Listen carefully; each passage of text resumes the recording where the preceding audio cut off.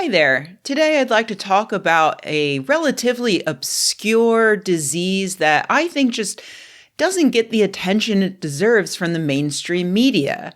It's called Hantavirus.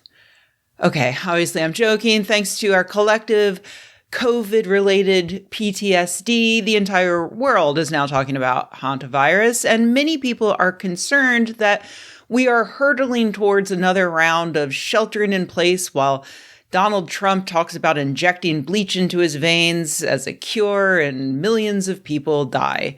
So let me start by saying that all of the experts say that the risk of that happening is very, very low. Well, the bleach thing, that might actually happen, but the sheltering in place and the millions of people dying part, that is very low. If you missed what's been going on, first of all, drop your mental health routine in the comments below so I can do whatever you're doing to avoid this kind of news. Second of all, what happened is that back in April, an elderly man fell sick with flu-like symptoms and died suddenly while he was on a cruise ship that had just left Argentina. And a few days later, his wife also got sick and died after disembarking at the next stop. A third passenger fell critically ill on the way to the next stop after that. And at that point, lab testing confirmed that the culprit was Hantavirus. At that point, it was brought to the attention of the World Health Organization and made public to the world.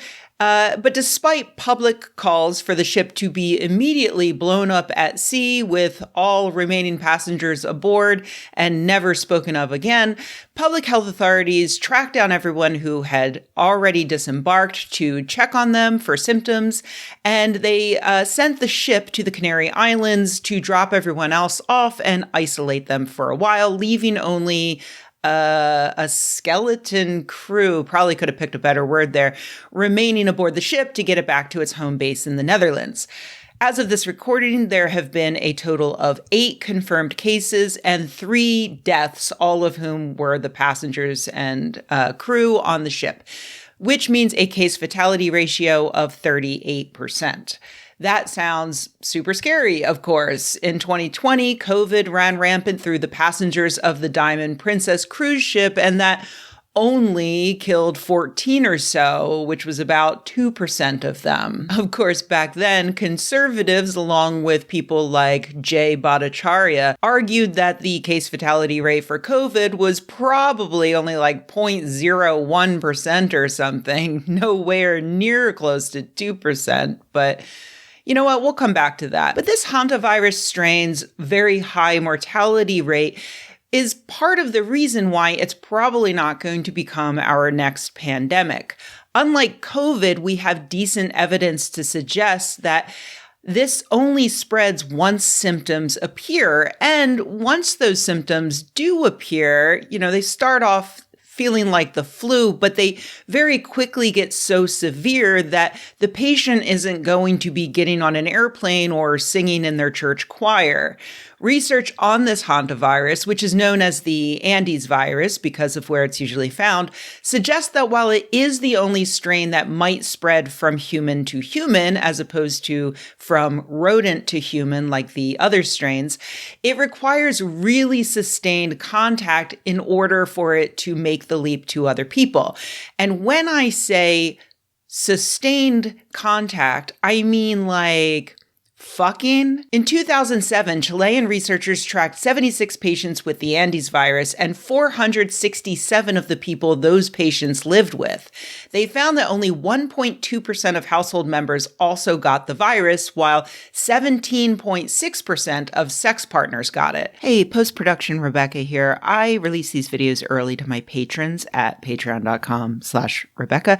And for this video, one of my patrons, Mark, pointed me toward an Atlantic article that pushes back on the close contact concept. The crux of the argument here is that a 2020 study described an outbreak of the Andes virus in Argentina, in which 34 people were infected and 11 died, thanks to 3 symptomatic people who managed to attend social events before they got too sick to get out of bed. Some of the people infected didn't spend that much time in close contact with the infected people. So this doesn't contradict the previous research I mentioned. The authors conclude that high viral titers in combination combination with attendance at massive social gatherings or extensive contact among persons were associated with a higher likelihood of transmission. As in that previous research, people were far more likely to contract the virus if they were in very close contact. But yeah, if you put enough people in the same room with an infected person, some of them are going to get sick. That's why it's still important to contact trace, to isolate potentially infected people, and to take basic precautions like wearing a mask in crowded places when there is an elevated risk of infection, which honestly you should still be doing anyway if you enjoy, not getting sick all the time. Just speaking personally as someone who doesn't get sick anymore, and it's awesome. Anyway, there is one other way the Andes virus could become a pandemic besides widespread mucus orgies, and that's if it mutates. As we all know now, thanks to COVID, every time a virus jumps from target to target, it can mutate, and those mutations can make it more or less deadly or more or less contagious. But once again, there's good news. Andes virus has been known about for a long time, and unlike coronaviruses, it doesn't tend to change much from case to case. And the other good news is that this did not happen in the United States, so actual adults are in charge and working on it. We dropped out of the World Health Organization, but they are still in existence and they are on the case, coordinating the response and making sure that contact tracing is happening. Here in the United States, the states where the passengers have ended up are handling it, which is good because remember that thing I said about some conservatives thinking that the COVID mortality rate was way lower than it was? Well, this is the moron who is currently in charge of the CDC. I want to ask you about concerns we've heard from a lot of public health officials about the CDC's response, or as they say it, lack thereof. They say that the CDC should have deployed a team to help investigate the outbreak. They say the CDC should have deployed a team to collect samples to help with contact tracing. They say the CDC should have been communicating sooner through press briefings and press guidance and news briefings, and that its health alert network should have been more active and been more clear about how the CDC is involved, especially since we're no longer part of the World Health Organization. They say that had this been a virus that spreads more easily than the Hantavirus, we would be in real trouble right now. How do you respond to all these critics? Well, I think it's they didn't see what the CDC has been doing, right? So we are in touch with the WHO. We're in touch with the international health organizations, including the one in Spain, and we have been providing technical assistance to all of those organizations all the way through. This is not COVID, Jake, and we don't want to treat it like COVID. We don't want to cause a public panic over this. We want to treat it with the hantavirus protocols that we're successful in containing outbreaks in the past. And so we followed those protocols. Like we gave this health alert is coming out because, again, there's this discrete event of the 17 arriving in the United States very, very soon.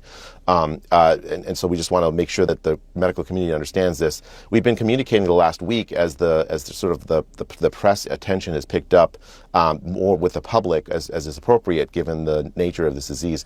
The key message I want to send to your audience is that this is not COVID. Mm-hmm. This is not going to lead to the kind of outbreak. And I was pleased to hear your the opening segment where you emphasize that, because we shouldn't be panicking when the evidence doesn't warrant it. So no, hantavirus is probably not going to be our next global pandemic. So you can stop worrying about it if you were. Depending on where you live, of course. Here in the United States, it is still rare, although experts are concerned that we might see more thanks to climate change. That's right. It's yet another thing climate change might fuck up. Most people get it by breathing in droppings from rodents, from mice and rats. And there's usually an increase in cases following heavy downpours because those rains bring more vegetation, which provides more food for rodents, which leads to more interactions between rodents and humans. So if you have rodents in your house, please take precautions. You should wear a respirator when cleaning it up. And a good rule is to cover the poop with a paper towel before spraying it with bleach, because that will prevent the particles from floating up into the air and then into your body. I'll end with a fun little fact that I learned only recently thanks to this news. Humans have likely been describing hantavirus for centuries, maybe even millennia. It first came to the attention of the West in the 1950s because American soldiers started getting it while stationed in Korea.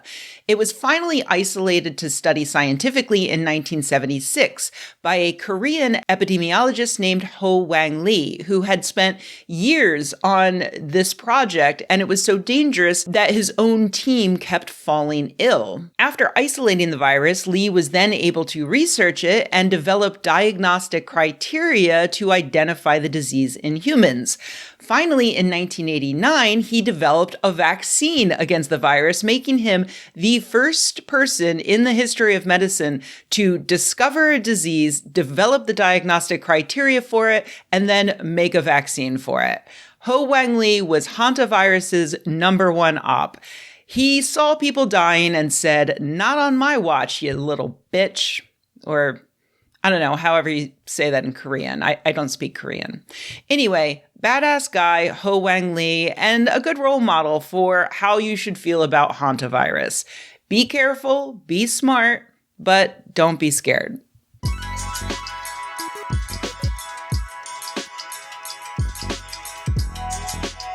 Hey everybody, thanks for watching. If you enjoyed this video, please give it a like. If you loved the video, please subscribe.